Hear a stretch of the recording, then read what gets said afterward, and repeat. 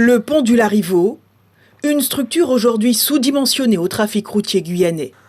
La construction d'un deuxième ouvrage en parallèle fait l'objet d'une autosaisine du CESE Guyane. Après avoir consulté les élus, le maître d'ouvrage et les avis de l'enquête publique, l'organe consultatif de la CTG émet ses conclusions. Pour les acteurs économiques, il est essentiel que revoir le tirant d'air qui jusqu'alors est de 11 mètres, alors que normalement c'est entre 20 et 25 mètres si l'on veut faire du transport fluvial, fret et marchandises. Il y a nécessité de réviser ce projet. Par exemple, c'est la nécessité aussi d'intégrer ce projet dans le cadre d'une vision globale, puisque je rappelle que toute la problématique de la nouvelle centrale électrique, les projets immobiliers futurs, etc., vont nécessiter bien entendu du coup un apport démographique extrêmement important, et donc il va falloir que cet ouvrage d'art structurant puisse répondre aux ambitions et aux enjeux de développement de la Guyane.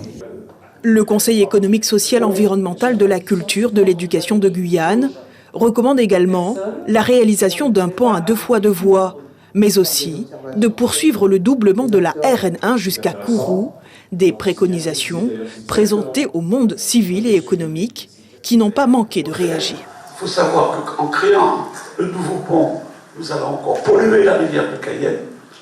C'est une rivière qui a énormément de ressources, parce qu'il y a beaucoup de poissons qui vont se reproduire à l'intérieur.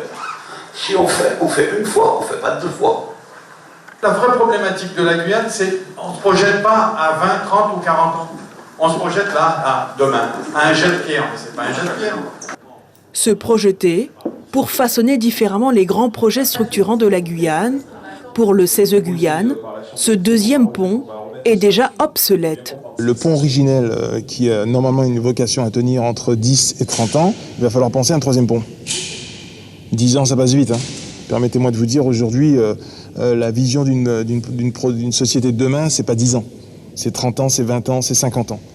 Or, aujourd'hui, on peut considérer que ce qui va être proposé va être sujet à d'autres discussions ultérieures, parce qu'effectivement, il faudra anticiper la mise en berne de l'ancien pont. Lundi, une rencontre est prévue entre le préfet, les élus, les socioprofessionnels et les associations environnementales et d'usagers. Le rapport du CESE Guyane sera transmis à la préfecture pour être une caisse de résonance de la société civile.